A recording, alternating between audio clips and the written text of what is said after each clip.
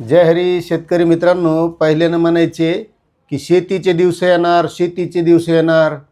त्यावेळेस मला सुद्धा वाटायचं की शेतीचे दिवस येणार म्हणल्यावर शेतकऱ्यांचा जो काही शेतमाल आहे त्या शेतमालाचे भाव इतके वाढणार की बघ शेतकरी असे काही लखोपती राहणार, काही करोडपती राहणार, एकदम शेतकऱ्याची भरभराट येणार असं तेव्हा वाटायचं. पण ते आता लक्षात आलं की शेतीचे दिवस येणार म्हणजे नेमकं काय होणार, तर जमिनीचे दिवस येणार आहेत. आणि आज जमीन 1.5 कोटी रुपये एकर, एकरी भाव 1.5 कोटी रुपये. तुम्ही आता ऐकून थक्क व्हाल. तुम्हाला सांगतो, सध्या राज्य शासन पीक विम्याच्या बाबतीत शेतकऱ्यांना पीक विमा लवकर मिळत नाही, वेळेवर मिळत नाही. शेतकऱ्याचं नुकसान होऊन आता 8-9 महिने झालेत, तरी त्या शेतकऱ्याला जेवढं नुकसान झालं आहे तेवढा पीक विमा मिळत नाही. म्हणजे त्याच्यातही लय काटछाट सुरू आहे. त्याच्यानंतर त्या अगोदर जी अतिवृष्टी झाली होती, शेतकऱ्याचं नुकसान झालं होतं, त्याच्यात शेतजमिनीचं झालं होतं, पिकायचं झालं होतं, त्याची तोकडी मोकडी मदत मिळाली, ती बी काही शेतकऱ्याला मिळाली नाही. त्यामध्ये शेतकऱ्यांच्या गुराढोरायचं, काही शेतकऱ्याच्या वावरातल्या झोपड्याचं, कोठ्यायचं, त्याच्यात कोणाच्या शेळ्या, बकऱ्या, कोंबड्या याचं नुकसान झालं, त्याचे तर अजूकं मिळालेले नाही. आणि त्याच्यानंतर शेतकऱ्यांना कर्जमाफीचं आश्वासन दिलेलं होतं. त्या कर्जमाफीसाठी आता 2 वर्ष झालेत घोषणा करून की आम्ही सत्तेवर आल्याच्यानंतर शेतकऱ्यांना कर्जमाफी देऊ. त्याच्यानंतर नुसती घोषणाच केली, ती पण 2 लाख रुपयाची कर्जमाफी आणि 50 लाख रुपये नियमित कर्जदाराला प्रोत्साहन. आता मला सांगा शेतकरी मित्रांनो, शेतकऱ्यांसाठी एवढा वेळ का? मग त्या शेतकऱ्याची जमीन घेताना 1.5 कोटी रुपये एकर, म्हणजे यावरून तुम्ही लक्षात घ्या की हे नेमकं चाललंय काय. आणि हे प्रत्येक शेतकऱ्यानं समजून घेणं गरजेचं आहे बरं का. पण काय व्हालंय, शेतकरी यावर लक्षच देईनच. ह्या गोष्टी अशा का घडायल्यात, कशामुळं घडायल्यात, याला कसे बंधनं आणता येतील यासाठी शेतकरी प्रयत्नच करीन.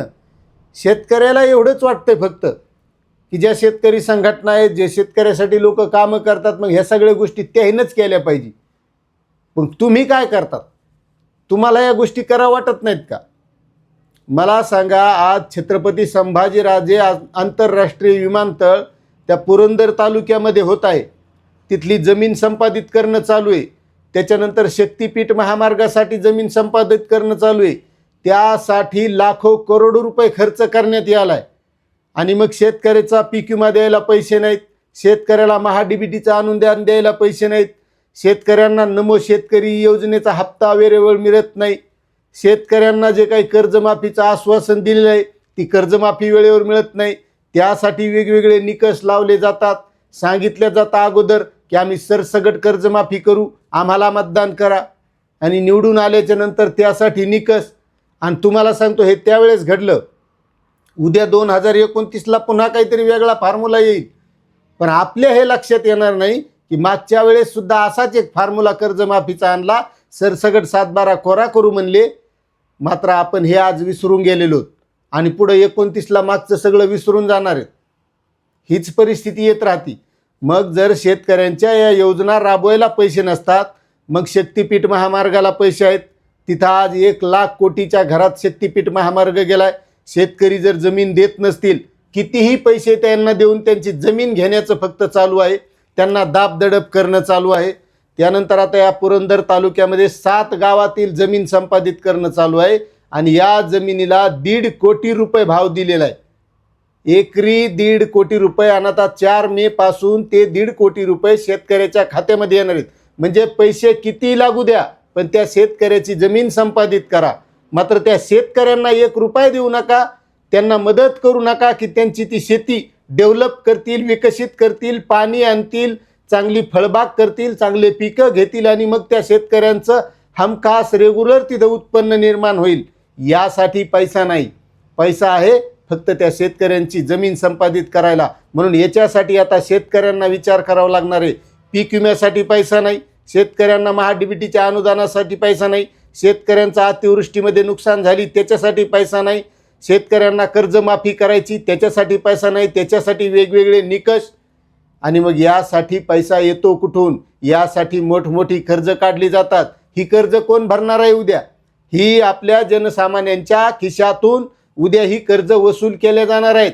शक्तिपीठ महामार्ग व्हायलाय, तुमच्या बैलगाड्या जाणार आहेत शक्तिपीठ महामार्गानं, तुम्हाला कडबा न्यायचा आहे, कापसाच्या गाड्या न्यायच्यात, तुम्हाला शेतमाल न्यायचा आहे त्या शक्तिपीठ महामार्गानं, न्यायचं आहे का? मग हे व्हायलेत कशासाठी? कारण सांगितलं जातं की सगळे देवस्थानं जवळ आलेत. आज काय रस्ते नाहीत देवस्थानाला जायला? आज रस्त्यावर लोकांचा रोजगार मांडून बसलेला आहे. कोणी रोडच्या कडेला ऊसाची रसाची गाडी टाकून बसलेलं आहे, कोणी चहाचे हॉटेल टाकलेलं आहे. मग त्यांना रोजगार कसा मिळेल जर शक्तिपीठ महामार्गाच्या 20 फुटाहून जर लोक चालले तर?